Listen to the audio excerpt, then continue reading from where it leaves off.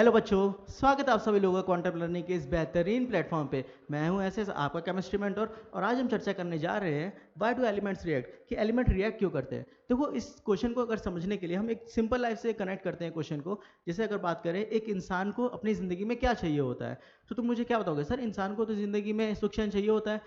मतलब एक इंसान को सुख चैन चाहिए होता है, इसका मतलब क्या? एक स्टेबल लाइफ चाहिए होता है। उसी प्रकार एटम्स को, जितने भी एटम्स हैं उनको भी स्टेबिलिटी चाहिए होता है। क्लियर है? अब ऐसा तो नहीं होता है कि स्टेबिलिटी अपने आप हम सबको मिल जाती है, नहीं ना, ऐसा नहीं ना होता है। तो एटम्स क्या करते हैं या इंसान भी क्या करते हैं, स्टेबिलिटी पाने के लिए कुछ नियम फॉलो करते हैं। डेडिकेशन, कंफर्ट जोन से बाहर रखना खुद को, और हार्ड वर्क करना, ये सब फॉलो करते हैं। ठीक उसी प्रकार एटम्स को स्टेबिलिटी पाने के लिए एक रूल को फॉलो करना होता है। कौन सा rule sir? Octet rule. Sir, octet rule क्या होता है? देखो, ऑक्टेट रूल का मतलब है, ऑक्ट का मतलब क्या होता है? 8 होता है। एटम्स के आउटर मोस्ट शेल में अगर 8 इलेक्ट्रॉन हैं तो वो ऑक्टेट रूल को फॉलो कर रहा है और वो स्टेबल होगा।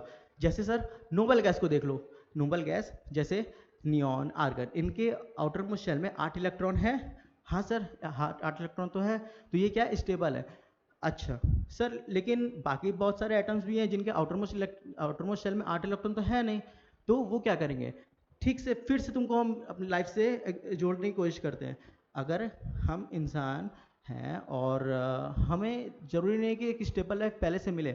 अगर नहीं मिलती है तो हम क्या करते हैं? हम कुछ रास्ते चलते हैं, कुछ चीज़ें करते हैं जिससे हम स्टेबिलिटी की तरफ चलें। ठीक है, मैं जैसे पढ़ा रहा हूँ, तुम जैसे पढ़ रहे हो, ऐसे है। ठीक उसी प्रकार एटम्स भी क्या करते हैं, अपने इलेक्ट्रॉन्स, जैसे कुछ किसी के पास देखोगे तो इलेक्ट्रॉन्स एक्सेस में है, ठीक है, एक्स्ट्रा है। किसी के पास देखोगे तो इलेक्ट्रॉन की कमी है। ठीक, आउटर मशल की बात कर रहे हैं, क्लियर है? तो क्या करते हैं, जिनके पास एक्स्ट्रा है वो क्या करेंगे? यार मेरे पास तो एक्स्ट्रा है, तो वो क्या करेंगे? अपने इलेक्ट्रॉन को दे देंगे किसी को। ठीक है, तो पहला हमने क्या समझा कि वो इलेक्ट्रॉन दे देते हैं। जैसे अगर हम बात करें आउटर मोस्ट शेल में मेरे 9 इलेक्ट्रॉन है, तो हम क्या करेंगे? हम 8 इलेक्ट्रॉन हमको चाहिए, तो हम चाहेंगे ना कि हम एक इलेक्ट्रॉन को किसी को दे दें। तो वही करते हैं, पहला क्या कर रही है, हम इलेक्ट्रॉन दे दिए। ठीक है, अब बात करते हैं मेरे आउटर मोस्ट शेल में 7 इलेक्ट्रॉन है, तो हम क्या चाहेंगे कि कोई हमको एक इलेक्ट्रॉन दे दे। मतलब हम क्या किए, इलेक्ट्रॉन एक ले लिए। क्लियर है? तो दूसरा रास्ता हम क्या अपना है, इलेक्ट्रॉन लेकर। ठीक है। अच्छा, अब कुछ केसेस में ऐसे भी होता है, जैसे एक इलेक्ट्रॉन की उधर भी कमी है, एक इलेक्ट्रॉन की इधर भी कमी है, तो हम क्या किए, अपना इलेक्ट्रॉन उसको दे दिए और उसका इलेक्ट्रॉन हम ले लिए। मतलब हम क्या किए, अपने इलेक्ट्रॉन को शेयर कर लिए। तो एक तीसरा केस भी बन जाता है कि हम अपने इलेक्ट्रॉन को शेयर कर लें अपने दोस्तों में। क्लियर है? ये 3 तरीके अपना के हम स्टेबिलिटी को पा सकते हैं।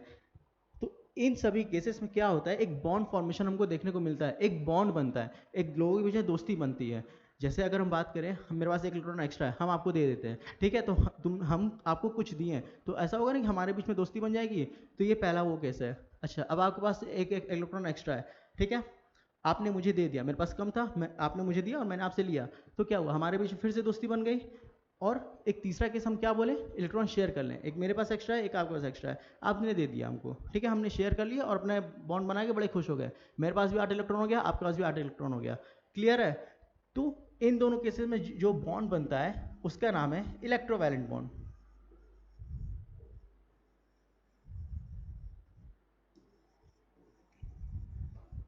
क्लियर है? इलेक्ट्रोवैलेंट बॉन्ड, जब हम इलेक्ट्रॉन दें या इलेक्ट्रॉन लें, उन केसेस में जो बॉन्ड बनते हैं, उन केसेस में जो दोस्ती होती है, उसको इलेक्ट्रोवैलेंट बॉन्ड कहते हैं। क्लियर है? अच्छा, ये तीसरे केस में जिसमें इलेक्ट्रॉन हम शेयर कर रहे हैं, उन केसेस में अगर बॉन्ड बनता है तो उसको क्या कहते हैं, कोवैलेंट बॉन्डिंग कहते हैं। क्लियर है? Covalent bond.